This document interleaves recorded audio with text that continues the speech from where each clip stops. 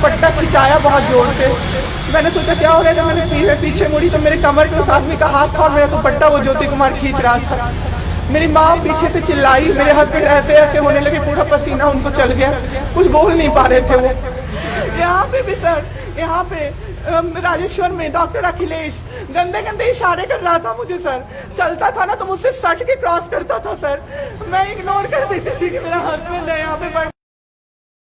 खोल के मैं मारती सर ऐसे इंसान को, चप्पल खोल के मैं मारती सर ऐसे इंसान को। ज्योति कुमार एक कंपाउंडर था वहाँ पे, लोकल हॉस्पिटल भागलपुर। ज्योति कुमार लड़की नहीं है, लड़का है, ज्योति कुमार था। बाद में हमें पता चला ये लोग ब्लैक मार्केटिंग कर रहे हैं अंदर में ऑक्सीजन सिलेंडर का। जो अस्पताल वाले हैं ना, वो ऑक्सीजन सप्लाई बंद कर देते थे। एक डॉक्टर एक दिन आए राजेश्वर में, कहते हैं अरे ये बेड अभी तक नहीं खाली हुआ है, मतलब ये आदमी अभी तक नहीं मरा है। जब हम लोग ठीक थे ना, मैं बाहर निकलती थी ना, कोई मुझे ऐसे देखता था ना नॉर्मली ही, तो कहते थे आँख निकाल लूंगा, क्या सोच के इसको देख रहे हैं। और मेरे हस्बैंड बेड पे पड़े हुए देखते रहे कि मेरी वाइफ का कोई दुपट्टा खींच रहा है। दोस्तों नमस्कार, आप देख रहे हैं M24 और मैं हूं आकर्षण उपल आप सभी के साथ। दोस्तों आज सुबह मैंने एक वीडियो देखा, वो वीडियो मैं आपको दिखाना भी चाहता हूं, बताना भी चाहता हूं और पूछना भी चाहता हूं कि आखिर देश में हो क्या रहा है। एक पत्नी जिसने आरोप लगाया कि मेरे पति का कोरोना का इलाज करने वाले डॉक्टर ने किस तरह से मुझे गलत तरीके से छुआ, मेरी चुन्नी को खींचने की कोशिश की, मेरे पति की आंखों के सामने किस तरह से मेरे साथ छेड़छाड़ हुई, लेकिन मैं कुछ कर नहीं पाई। वीडियो काफ़ी ज़्यादा वायरल है, आप में से बहुत सारे लोगों ने वो वीडियो देखा भी होगा, लेकिन इस वीडियो को देखें और समझें कि आखिर एक पत्नी इतने गंभीर आरोप क्यों लगा रही है। मामला नोएडा की रहने वाली महिला का है, जो कि भागलपुर में अपने किसी रिश्तेदार के पास होली मनाने के लिए गए थे और इसी दौरान जो कोरोना है, कोरोना की जो लपेटे में वो आ गए और किस तरह से उनके पति को भागलपुर के एक अस्पताल में इलाज के लिए लेकर जाया गया। उस अस्पताल में इलाज के दौरान किस तरह से उस पत्नी को प्रताड़ित किया गया, उसके पति को ढंग से इलाज नहीं मिल पाया, वहाँ के वार्ड बॉय ने उस महिला के साथ छेड़छानी की, उसके कमर पर हाथ तक लगाया, जिसके बाद उस महिला ने रो रो कर अपनी आपबीती बताई। वीडियो को देखें और समझें कि आखिर ये देश किस तरफ जा रहा है। जिन डॉक्टर्स को हम भगवान कहते हैं, अगर वो डॉक्टर इस तरह से महिलाओं के साथ छेड़छाड़ करेंगे तो आखिर अस्पतालों में जाएगा कौन। ये तो सबने सुना था कि जो अस्पताल हैं वो लोगों की कहीं ना कहीं मजबूरी का फ़ायदा उठाते हैं, लेकिन अगर एक महिला का, एक पत्नी की मजबूरी का फ़ायदा इस तरह से डॉक्टर्स उठाने लगे तो आखिर इन डॉक्टर्स पर कौन विश्वास करेगा। आप अंदाज़ा लगाकर देखिए कि एक महिला जो ये आरोप लगा रही है कि मेरे पति की आंखों के सामने मेरे साथ छेड़छाड़ हुई, मैं कुछ बोल नहीं पाई, मेरे पति तड़पते रहे, मैं कुछ कर नहीं पाई और अंत में 3 अस्पतालों में जाने के बाद मेरे पति को जान देनी पड़ी। एक बार ये वीडियो देखिए और समझिए कि आखिर देश किस गर्त में जा रहा है। और अगर ये रिपोर्ट, ये वीडियो आपको लगे कि हर फ़ोन तक पहुंचना चाहिए, इन डॉक्टरों की, इन अस्पतालों की सच्चाई सबके सामने आनी चाहिए, तो इस वीडियो को ज़रूर शेयर करें। होली में हम लोग बिहार आए हुए थे सर, होली मनाने के लिए पूरी फैमिली का गेट टुगेदर था। 9 अप्रैल को मेरे हस्बैंड की तबीयत ख़राब हुई, फीवर हुआ उनको काफ़ी तेज। हमने कोरोना का 2-2, 3-3 बार टेस्ट करवाया, नेगेटिव आया। RT-PCR के लिए दिया तो वहाँ पे भागलपुर में, सर भागलपुर में थे हम लोग, वहाँ पे 1 दिन 2 दिन वेट करते करते 10 दिन तक रिपोर्ट नहीं आया। फिर हमने नोएडा के एक डॉक्टर हैं उनसे कंसल्ट किया, वीडियो कंसल्टेशन से। उन्होंने बोला कि CT चेस्ट करवाना है। हम लोग भागलपुर गए और CT चेस्ट करवाए तो उसमें उनका इन्फेक्शन आया। 60% लंग्स उनका उसमें इन्फेक्टेड था, डैमेज नहीं था, इन्फेक्टेड था बस। बाकी लंग्स का हर चीज़ परफेक्ट था, सारा चीज़ नाक का, गले का सब कुछ नॉर्मल था, उसमें रिपोर्ट में था। फिर हम लोग नेक्स्ट डे ग्लोकल हॉस्पिटल है भागलपुर में, ग्लोकल हॉस्पिटल लेके आए, वहाँ पे एडमिट कराया हमने ICU में। मेरी मदर की भी तबीयत ख़राब थी, मेरी मम्मी और मेरे हस्बैंड दोनों एक साथ एडमिट हुए। वहाँ पे इतनी लापरवाही हुई उनके साथ, इतनी लापरवाही हुई। डॉक्टर्स आते थे बस विजिट के लिए, 10 मिनट देख के गए। उसके अलावा जितने भी वहाँ पे नर्स थे, कंपाउंडर्स थे, सारे के सारे जल्लाद थे सर। कोई दवाई तक नहीं देना चाहता था। मेरी मदर टचवुड बेटर कंडीशन में थी थोड़ी, मेरे हस्बैंड बोल भी नहीं पा रहे थे उस समय तक, इशारे से पानी का ऐसे ऐसे बताते थे लेकिन कोई उनको पानी नहीं पिलाता था सर। वो मुझे हार के फ़ोन करते थे कि पानी पिला दो। जब मैं अंदर जाती थी तो ये लोग हल्ला करते थे कि क्यों जा रहे हो अंदर, फिर भी मैं जाके उनको पानी पिलाती थी, जूस पिलाती थी। रेमडेसिविर इंजेक्शन का नाम आप लोगों ने अभी तक सबने सुन लिया होगा कि कितनी मुश्किल से मिल रहा है। डॉक्टर ने वहाँ सजेस्ट किया, मेरे दो पेशेंट थे वहाँ, हमने बहुत मुश्किल से अरेंज किया। जब वो इंजेक्शन मिला तो एक दिन रात को जब इंजेक्शन देने लगे, हाफ इंजेक्शन फ्लोर पे गिरा दिया उन्होंने। हमने कहा कि इतना महंगा इंजेक्शन है, इसी का असर होके ठीक होते ये आपने कैसे गिरा दिया। उन्होंने कहा कि 50,000 का भी गिरा देता ना तो तुम कुछ नहीं कर पाती अभी। हम लोग चुपचाप वहाँ से सर हट गए।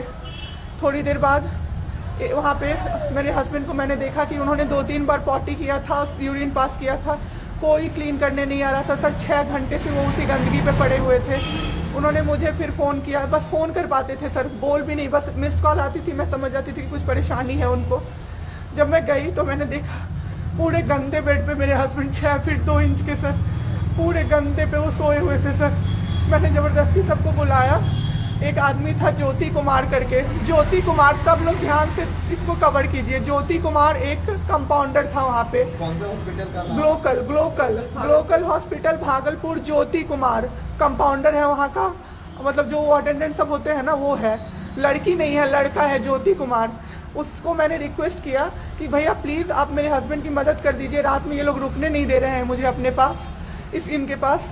उसने बोला ठीक है ज़रूर मदद करूँगा, ये कह के, और मैं अपने हस्बैंड से बात करने लगी, इशारे से ही वो बात कर रहे थे, मैं बोल रही थी। अचानक से मेरा दुपट्टा खिंचाया बहुत ज़ोर से। मैंने सोचा क्या हो रहा है, जब मैंने पीछे मुड़ी तो मेरे कमर पे उस आदमी का हाथ था और मेरा दुपट्टा वो ज्योति कुमार खींच रहा था। मेरी माँ पीछे से चिल्लाई, मेरे हस्बैंड ऐसे ऐसे होने लगे, पूरा पसीना उनको चल गया, कुछ बोल नहीं पा रहे थे वो। जब हम लोग ठीक थे ना, मैं बाहर निकलती थी ना, कोई मुझे ऐसे देखता था ना नॉर्मली ही तो कहते थे आंख निकाल लूंगा, क्या सोच के इसको देख रहे हो। और मेरे हस्बैंड उस दिन बेड पे पड़े हुए देखते रहे कि मेरी वाइफ का कोई दुपट्टा खींच रहा है। और जब मैंने उस आदमी को देखा ना तो वो मुस्कुरा रहा था। मैंने ऐसे दुपट्टा खींचा और मैं कुछ नहीं बोल पाई डर से कि मेरे हस्बैंड यहाँ पे है, मेरी माँ यहाँ पे है, ये लोग कुछ कर देगा, इस डर से मैं कुछ नहीं बाहर निकली। मैं बाहर निकल के मैं दम से बैठ गई। वो आदमी मेरे पास फिर आया, मुस्कुरा के बोला मैं ध्यान रखूंगा। मैंने बोला ठीक है भैया आप ध्यान रखना। मैंने कुछ नहीं बोला उसको, कुछ भी नहीं।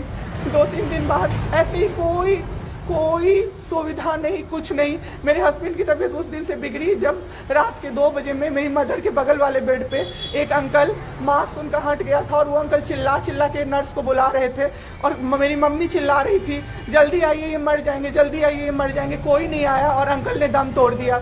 ऐसे 3-4 लोग उस 2-3 दिन के अंदर दम तोड़े हैं बिना केयर के, बिना नर्स के आए। सारी नर्स टेबल कुर्सी लगा के सो जाती थी, कहती थी पागल हो गए हैं हम ही, अब मर जाएंगे इस कोरोना के चक्कर में, अब तो क्यों जॉब कर रहे हो, छोड़ दो, आपकी जगह कोई और आ जाएगा।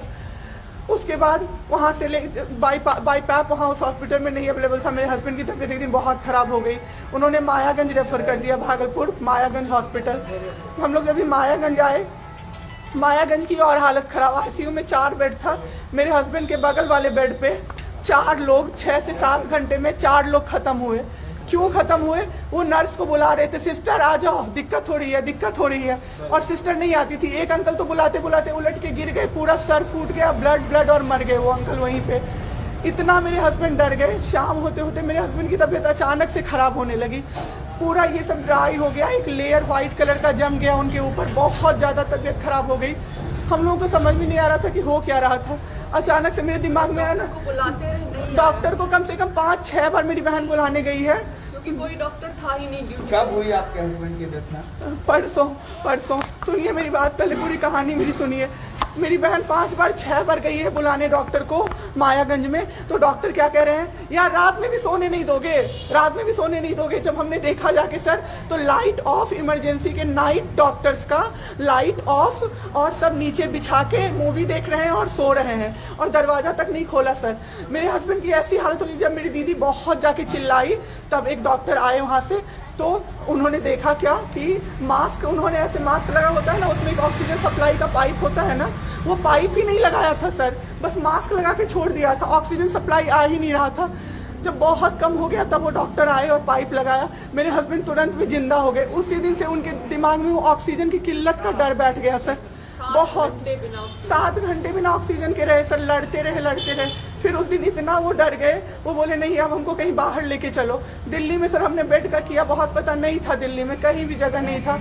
हम पटना आए, राजेश्वर हॉस्पिटल में सर पटना आए। यहाँ पे इन्होंने कहा आईसीयू में अटेंडेंट नहीं अलाउड है, नहीं जाओगे आप। मेरे हस्बैंड रोने लगे कि मेरी वाइफ को बस भेज दो, वो रहेगी तो मैं ठीक हो जाऊंगा। इन लोगों ने नहीं अलाउ किया सर। आज मैंने देखा एम्बुलेंस से हम लोग भागलपुर से पटना आए थे राजेश्वर, रास्ते में उनको 3 बार पॉटी हुई थी सर। उसी गंदे बेड पे उनको 4-5 घंटे राजेश्वर में सुलाया रहा। मैं 10 बार जाके बोली बाहर से कि सर प्लीज़ बेड क्लीन कर दीजिए, वो हम लोग देख लेंगे ना। एक डॉक्टर निकले, मैंने बोला, वो मेरे हस्बैंड अंदर से ना बोल नहीं पा रहे थे, अंदर से ऐसे ऐसे कर रहे थे, बुला रहे थे सबको। मैंने कहा सर वो बुला रहे हैं किसी को बाहर से, तो एक डॉक्टर मुझे कहता है अरे छोड़िए ना, वो छोरा तो ऐसे ही बौखला रहा है जब से आया है। मैं उस समय कुछ नहीं कर पाई सर। उसके बाद उनका ऑक्सीजन लेवल जब 37 हो गया, तब मेरे साथ मेरी दीदी थी, मेरे जीजा जी थे और मेरे जेठ थे। तब मैंने अपने जीजा जी से बोला कि अब मेरे से नहीं रहा होगा, मुझे किसी तरह से अंदर भिजवाइए। तब उन्होंने ज़बरदस्ती मुझे अंदर भेजा और 37 से 74 मैंने कर दिया 10 मिनट में। मेरे बाबू का ऑक्सीजन लेवल मैंने बढ़ा दिया। उसके बाद इन लोगों ने मुझे बोला, मैंने बोला सर अटेंडेंट अलाउड है, सारे के अटेंडेंट बैठे हुए थे। तो एक डॉक्टर ने मुझे बोला अटेंडेंट अलाउड नहीं रहेंगे तो कैसे काम चलेगा, सब तो कोरोना से बीमार पड़ रहे हैं, हम लोग कितना देखें, हम लोग क्या मर जाए खांसते खांसते सबको देख के। बैठिए चुपचाप और देखिए। 15 दिन तक सर एक टेबल पे एक लगातार मैं बैठी हूँ। आज 1 महीना पे मैंने ब्रश किया है सर, 1 महीने पे ब्रश किया है मैंने। बाबू को बहुत ठीक कर दिया। इतना स्ट्रॉ लगा के सर, मास्क के अंदर से स्ट्रॉ लगा के बाबू को मैंने जूस, दाल, रोटी सब कुछ पिलाया सर। इतने ठीक हो गए ना कि जो डॉक्टर फर्स्ट डे बोला था ये बचेगा नहीं, वो डॉक्टर सर 3-4 दिन बाद कहता है टचवुड क्या कर दिया आपने इनके साथ, ये तो एकदम ठीक हो गए, गजब का फाइट दिया आप दोनों ने मिलके। मुझे क्या पता था कि मैं फाइट दे रही हूँ और ये लोग मेरे बाबू को खत्म कर देंगे। इतना ऑक्सीजन का किल्लत सर, मेरा बाबू डर गया बहुत ज़्यादा। ऑक्सीजन सिलेंडर देखता था और कहता था हाँ वो खत्म हो जाएगा, वो खत्म हो जाएगा। मैं कहती थी नहीं खत्म होगा बाबू। 1.5 घंटे के लिए सर ऑक्सीजन सप्लाई बंद रहता था। बाद में हमें पता चला ये लोग ब्लैक मार्केटिंग कर रहे हैं अंदर में ऑक्सीजन सिलेंडर का। जो अस्पताल वाले हैं ना, वो ऑक्सीजन सप्लाई बंद कर देते थे ताकि बेचैन होके लोग खरीदें उन्हीं से। हम भी खरीदे सर, मैंने भी खरीदा। क्या करते हमें भी तो चाहिए था। परसों सर सुबह में हमारे पास एक ही सिलेंडर था, पाइपलाइन बंद हो गया। मेरे हस्बैंड को बाईपैप लगा हुआ था, उनको 2 सिलेंडर से जाना था, एक ही सिलेंडर था। सिलेंडर मांगते मांगते कहीं नहीं मिला सर, मेरे हस्बैंड खत्म हो गए। सर, मेरा बाबू चला गया हमको छोड़ के। आपके साथ यहाँ पे भी सर, यहाँ पे राजेश्वर में डॉक्टर अखिलेश गंदे इशारे कर रहा था मुझे सर। चलता था ना तो मुझसे सट के क्रॉस करता था सर। मैं इग्नोर कर देती थी कि मेरा हस्बैंड है यहाँ पे, वरना अगर बाहर होता चप्पल खोल के मैं मारती सर ऐसे इंसान को। वहाँ पे मायागंज हॉस्पिटल में डॉक्टर्स, कोई भी डॉक्टर नहीं आता है, कोई सीनियर डॉक्टर नहीं, जूनियर डॉक्टर नहीं, और पेशेंट की सिर्फ एंट्री कर देते हैं कि फिजियोथेरेपी किया गया। ये मेरे बाबू नाक का क्या करते हैं, नेबुलाइज किया गया, 4 बार नेबुलाइज किया गया, कोई चीज नहीं होती है, सिर्फ पेशेंट की एंट्री कर देते हैं। एंट्री सब किया हुआ रहता है, ये बड़े डॉक्टर आए, उन्होंने पेशेंट को देखा, नेबुलाइज किया, फिजियोथेरेपी हुआ, पेशेंट को कुछ नहीं, मतलब सीपैप पे पड़ा हुआ पेशेंट, और उसको देखने के लिए 24 घंटे में कोई नर्स नहीं आती है। रूम बंद करके और सब सोते रहते हैं। दरवाजा ठकठकाइएगा तो चिल्ला के बोलेगी दूर भागो यहाँ से, कोरोना पेशेंट के यहाँ से आई हो, हम लोग अभी रात में नहीं आ सकते। हम लोग क्या मर जाए पेशेंट के लिए? कोई नहीं आता है देखने के लिए किसी को। परसों तो मेरा बाबू गया है। हमारे जैसे जो लोग उसमें पड़े हैं ना, जो ये छोड़ के भूल जाते हैं कि पेशेंट का ख्याल डॉक्टर्स रखेंगे, वो जाके अपने पेशेंट का ख्याल रखें, नहीं तो सब मर जाएंगे सर, सब मर जाएंगे। एक डॉक्टर एक दिन आए राजेश्वर में, कहते हैं अरे ये बेड अभी तक नहीं खाली हुआ है, मतलब ये आदमी अभी तक नहीं मरा है। एक आदमी के बारे में आप सोचो सर जरा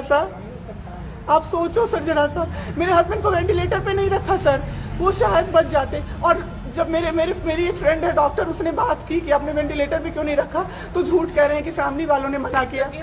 तो इस वीडियो को आपने देखा और समझा कि आखिर किस तरह से अपने पति को बाबू कहने वाली महिला के पति को अपनी जान देनी पड़ी, सिर्फ इस वजह से क्योंकि डॉक्टर्स अपनी हसरत को, या यूं करें कहें कि हैवानियत को पूरा नहीं कर पाए, जो उस महिला का आरोप है। हालांकि इस वीडियो के वायरल होने के बाद भागलपुर के एसपी ने जो ये ज्योति कुमार नाम का व्यक्ति है उसके ऊपर एफआईआर दर्ज की, उसे अरेस्ट कर लिया गया है। हालांकि जो वार्ड बॉय है उसने पहले आरोपों को मान लिया, बाद में इनकार कर दिया।